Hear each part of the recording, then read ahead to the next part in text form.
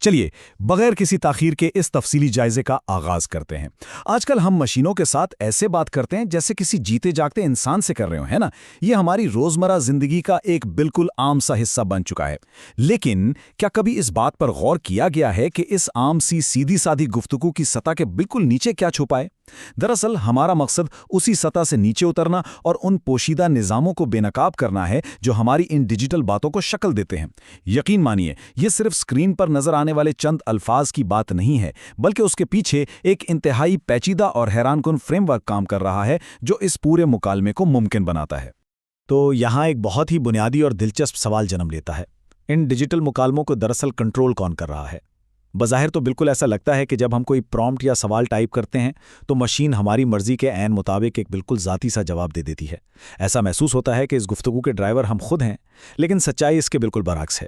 ایک بہت بڑا اندیکھا ڈھانچہ جسے ہم دیکھ تک نہیں سکتے، وہ دراصل اس گفتگو کی تمام حدیں، اس کا انداز اور اس کی سمت کو پہلے سے ہی طے کر رہا ہوتا ہے۔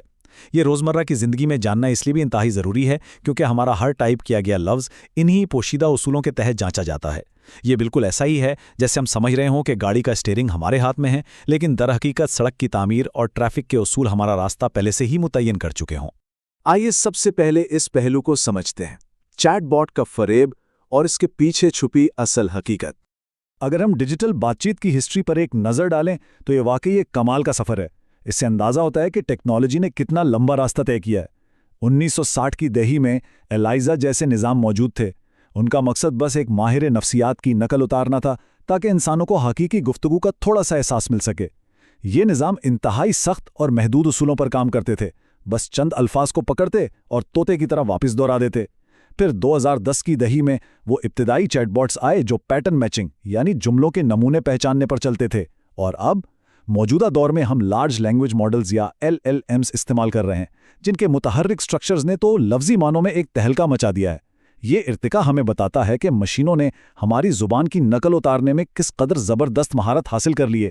تو یہاں جو سب سے اہم نقطہ ذہن میں رکھنے والا ہے وہ یہ ہے کہ اسکرین پر نظر آنے والا انٹرفیس بذات خود کوئی ذہانت نہیں ہے۔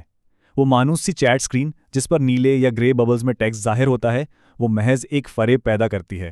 وہ ہمیں یہ یقین دلانے کی کوشش کرتی ہے کہ ہم کسی ایسے وجود سے بات کر رہے ہیں جو انسانوں کی طرح سوچ سمجھ سکتا ہے، لیکن حقیقت میں یہ سادہ سا انٹرفیس ان انتہائی پیچیدہ ریاضیاتی پیشین گوئیوں پر پردہ ڈال رہا ہوتا ہے جو سیکنڈ کے ہزارویں حصے میں پس منظر میں تیزی سے دوڑ رہی ہوتی ہیں۔ مشین کوئی بات سمجھ نہیں رہی ہوتی، دراصل وہ صرف اور صرف ریاضی کی مدد سے اگلے لفظ کا حساب لگا رہی ہوتی ہے۔ اب چلیے تھوڑا سا اس انٹرفیس کے پیچھے چلتے ہیں اور اس پوشیدہ نظام کو قریب سے دیکھتے ہیں۔ اس پورے جادوئی نظام کی جو اصل بنیاد ہے اسے الگورتھمک آرکیٹیکچر کہتے ہیں۔ آپ اسے اس نظام کی حتمی رول بک یا قوانین کی سب سے بڑی کتاب سمجھ سکتے ہیں۔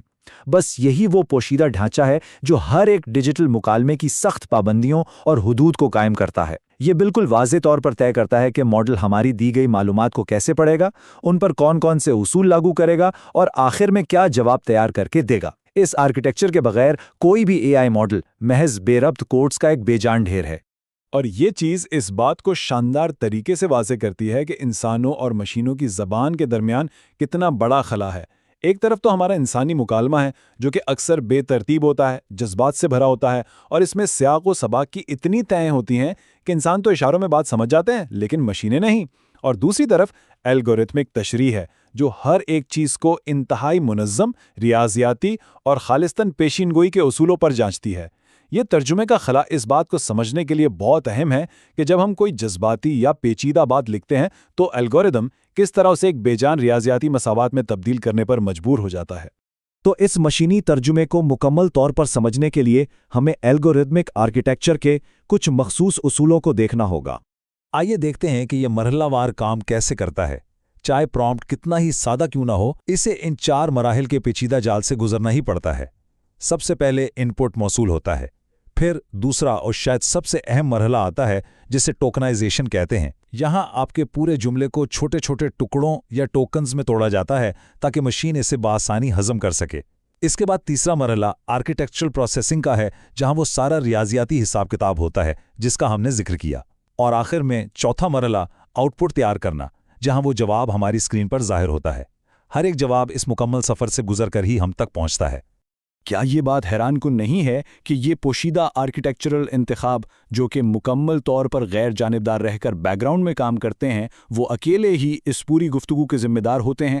یہی اصول آپ کے جوابات کا معیار طے کرتے ہیں، یہی فیصلہ کرتے ہیں کہ کوئی نامناسب یا خطرناک بات نہ کہی جائے، یعنی وہ حفاظتی پابندیاں لگاتے ہیں، یہی اس گفتگو کے تسلسل کو ایک ردم میں برقرار رکھتے ہیں، اور یہی اس بات کو یقینی بناتے ہیں کہ ماڈل کسی خاص قسم کے تعصب کا شکار نہ ہو۔ دراصل یہ ان خاموش چوکیداروں کی طرح ہیں جو ہر لمحے مکالمے کی کڑی نگرانی کر رہے ہوتے ہیں۔ اگر سطحی سطح کے صارف کے تجربے کا موازنہ بیک اینڈ کی اصل حقیقت سے کیا جائے تو ایک بہت ہی حیران کن فرق سامنے آتا ہے۔ اوپری سطح پر جو چیز ہمیں ایک ہموار اور مسلسل بہتی ہوئی گفتگو محسوس ہوتی ہے، گہرائی کی سطح پر وہ محض ٹوکنز کی پیشین گوئی کی ایک بے جان ریاضیاتی ترتیب ہوتی ہے، جہاں ہمیں ایسا لگتا ہے کہ اے آئی تو ہمارا پورا سیاق و سباق سمجھ رہا ہے۔ دراصل وہاں بیک اینڈ پر الگورتھم صرف مختلف الفاظ کو ریاضیاتی وزن دے رہا ہوتا ہے کہ کون سا لفظ کس کے بعد آنا چاہیے۔ یہ موازنہ اس گہری خلیج کو بالکل بے نقاب کر دیتا ہے جو ہماری سمجھی جانے والی گفتگو اور الگورتھم کے اصل حساب کتاب کے درمیان موجود ہے۔ یہ اقتباس واقعی اس پورے تصور کا بہترین نچوڑ ہے۔ یہ بالکل واضح کر دیتا ہے کہ روزمرہ کی وہ عام گفتگو جو ہم اسکرین پر دیکھتے ہیں اور وہ انتہائی پوشیدہ گہرے اصول جو اس سسٹم کی رگوں میں دوڑ رہے ہیں، ان دونوں کا آپس میں کیا تعلق ہے۔ یہ تعلق ہی دراصل وہ بنیادی ستون ہے جس پر ہماری آج کی یہ پوری ڈیجیٹل دنیا کھڑی ہے۔ تو ان سب باتوں کے بعد اب ہم چلتے ہیں اپنی گفتگو کے مستقبل کی جانب۔ ان سسٹمز کی جو مسلسل اور تیز رفتار ترقی ہو رہی ہے وہ ہمیں ایک ایسے مستقبل کا اشارہ دے رہی ہے جہاں اصولوں کا یہ ارتقاء انسان اور مشین کے درمیان ترجمے کے اس خلا کو شاید مکمل طور پر ہی ختم کر دے گا۔ ایک وقت ایسا آئے گا جب انسانی زبان ہمارے وہ پیچیدہ جذبات اور مشینی پروسیسنگ کے درمیان کی منتقلی اتنی ہموار اور اتنی فطری ہو جائے گی کہ اسے محسوس کرنا یا الگ کرنا بالکل ناممکن ہو جائے گا۔ مستقبل کے آرکیٹیکچرز کا تو واحد ہدف ہی ہے کہ مشین سے بات کرنا 100% ویسا ہی محسوس ہو جیسے ہم اپنے کسی قریبی دوست سے بات کر رہے ہوں۔ اور اب آخر میں ایک انتہائی اہم اور گہرا سوال باقی رہ جاتا ہے جس پر ہم سب کو مل کر غور کرنا چاہیے۔ یہ پوشیدہ الگورتھمک آرکیٹیکچرز جو آج اتنی خاموشی سے ہماری ڈیجیٹل گفتگو کے اصول طے کر رہے ہیں، آگے چل کر وسیع تر معنوں میں انسانی رابطے کے مستقبل کو بالآخر کیسے تشکیل دیں گے؟ ذرا سوچئے، جب ہماری زیادہ تر بات چیت ان مشینوں کی چھلنی سے گزر کر جائے گی تو یہ پوشیدہ فریم ورک خود ہماری سوچ، ہمارے اظہار اور ہمارے مکالمے پر کس حد تک اثر انداز ہوگا؟ یہ واقعی ایک ایسا سوال ہے جو آنے والے وقت میں ٹیکنالوجی اور انسان کے اس گہرے رشتے کی حتمی سمت کا تعین کرے گا۔